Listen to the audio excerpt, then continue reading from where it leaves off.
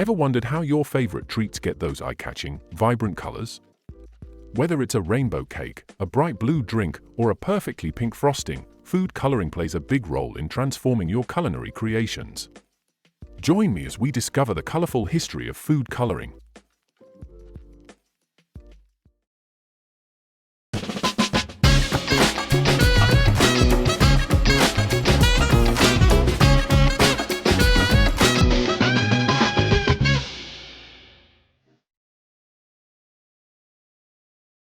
The practice of adding colorants to food began around 1500 BC in Egyptian cities. The earliest colorants were natural substances like turmeric, paprika, and saffron. The use of food color is a fascinating story that stretches across millennia, blending human ingenuity with our deep-seated connection to aesthetics and nourishment.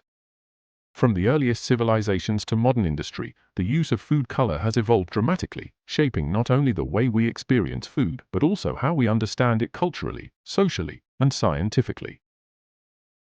Ancient origins of food coloring, the birth of a practice. In the natural world, color is often an indicator of ripeness, freshness, and nutritional value. Bright red berries, for instance, would signal to early foragers that the fruit was ready to eat, while dull or muted colors might indicate that food was rotten or lacking in nutrition. This primal attraction to colorful food laid the foundation for the deliberate coloring practices that would emerge thousands of years later. The deliberate addition of color to food can be traced back at least to ancient Egypt around 1500 BCE. The Egyptians, renowned for their grand feasts and religious ceremonies, used natural colorants to enhance their meals. Saffron, a golden yellow spice derived from the crocus flower, was one of the earliest examples of a natural food dye. Saffron was prized for both its rich hue and its flavor, and it was used to color everything from sauces to rice dishes. In addition to saffron, Egyptians used powdered minerals and plant extracts like red ochre and indigo to color foods and drinks for religious offerings, ceremonies, and even for aesthetic appeal at banquets. Color in food wasn't just about making meals look more appetizing, it was often imbued with cultural or religious meaning.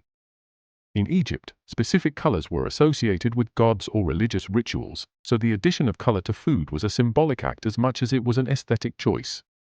Red, for example, was associated with the god Set, a deity of storms and chaos, while gold represented the sun god Ra, symbolizing wealth, power, and immortality. Greco-Roman influence, color as a symbol of status. As civilization progressed, the use of food coloring spread across the Mediterranean to ancient Greece and Rome. In these societies, food was a key marker of social status, and colorful dishes were seen as a way to showcase wealth and sophistication. Wealthy Romans in particular were known for their extravagant banquets, where food was not just a source of nourishment but a spectacle to be marveled at. In the lavish feasts of the Roman elite, cooks would use natural dyes such as saffron, mulberries, and beets to create vibrant, eye-catching dishes. The brighter the colors, the more exotic and luxurious the meal appeared.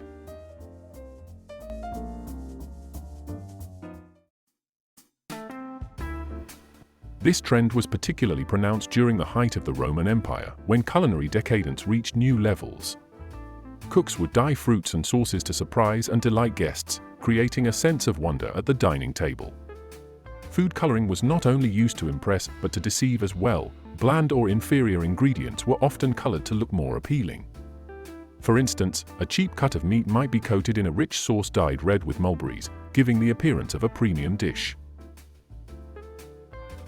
The Greeks and Romans also associated color in food with health and vitality.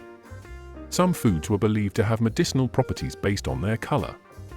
For example, red foods were thought to stimulate the body's blood and energy, while green foods were associated with calmness and balance.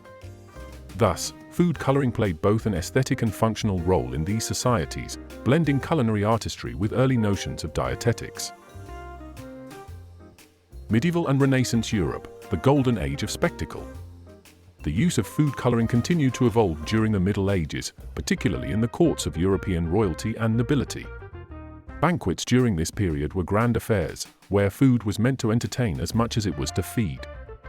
The idea of feasting with the eyes became central to medieval cuisine, and colorful, elaborate dishes were the highlight of these events. During the Middle Ages, cooks used a wide variety of natural ingredients to dye foods. Saffron continued to be a popular choice, while spinach was used to create vibrant green hues, and beetroot provided a deep red. Another popular natural colorant was cochineal, a dye derived from the crushed bodies of insects native to the Americas. This vivid red dye became one of the most coveted and widely used colorants in European cuisine, especially after the Spanish colonization of the Americas. During the Renaissance, this trend continued, with chefs becoming even more creative in their use of food color. Recipes from this period often included instructions for preparing elaborate, multicolored dishes designed to surprise and delight guests. Pastry chefs, for example, would color marzipan and sugar sculptures to resemble fruits, animals, or mythical creatures, adding an extra layer of wonder to already grandiose feasts. The Industrial Revolution, the rise of artificial dyes. The Industrial Revolution in the 19th century marked a turning point in the history of food coloring. As food production became more industrialized, the demand for inexpensive, reliable colorants grew. Natural dyes, while beautiful, were often expensive, difficult to produce in large quantities, and had a limited shelf life. This led scientists to develop synthetic dyes, derived from coal tar and other chemicals, which could be produced cheaply and in a wide range of vibrant colors. These early artificial food dyes revolutionized the food industry, making it possible for manufacturers to produce brightly colored foods on a mass scale. Brightly colored candies, jams, and baked goods became widely available to consumers for the first time. Synthetic dyes allowed manufacturers to create consistent, eye-catching products that could be stored and transported over long distances. However, the introduction of artificial food coloring was not without its challenges. Many of the early synthetic dyes were toxic, containing harmful chemicals like lead, arsenic, and mercury. These dyes posed serious health risks, and by the late 19th century, public concern began to grow. In the United States, the Pure Food and Drug Act of 1906 marked the first step toward regulating food additives, including artificial colorants. The legislation was designed to protect consumers from harmful substances in food and to ensure that products were labeled accurately. The modern era, a return to natural color.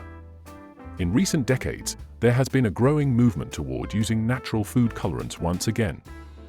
With increased awareness of the potential health risks associated with synthetic dyes, consumers are demanding cleaner, more natural ingredients in their foods.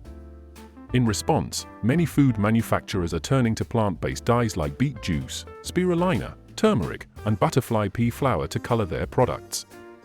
These natural alternatives not only meet consumer demand for healthier options, but also tap into the growing trend toward sustainability and environmental consciousness.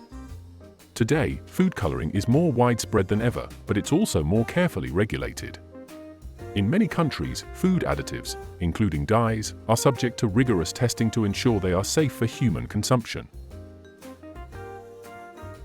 A palette of history.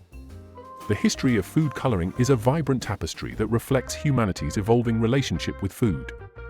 From the ancient Egyptians to modern-day chefs, the desire to enhance the visual appeal of our meals has driven innovation and creativity for thousands of years. Whether through the use of natural spices, medieval pigments, or modern synthetic dyes, food coloring has always been about more than just aesthetics. It's about culture, status, science, and the universal human love for beauty.